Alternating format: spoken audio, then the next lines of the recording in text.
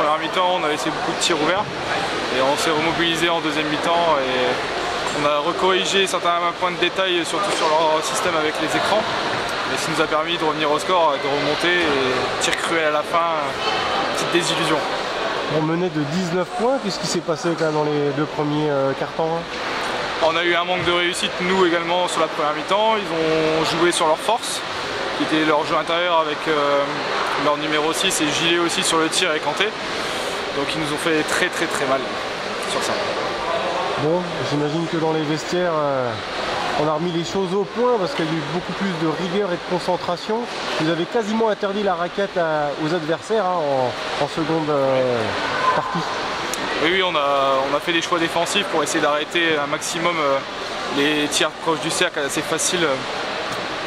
Et on a essayé de galvaniser un petit peu leur enthousiasme sur les tirs en trichant un petit peu défensivement sur Gilet. Pour qu'ils puissent éviter de nous mettre ces 3 points assez faciles qui étaient cruels en première mi-temps où il en met 3 assez facilement qui fait creuser l'écart. Bon, Andrézieux maintenant, il faut se servir de ce match comme un déclic quand même. On peut se servir de la deuxième mi-temps qui a été vraiment très plaisante à voir défensivement et aussi offensivement.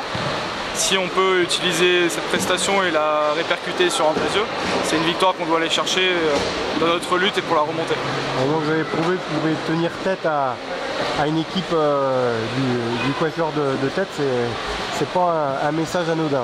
Oui, surtout à domicile, il fallait montrer dans une continuité de la Charité et aussi de Brissac.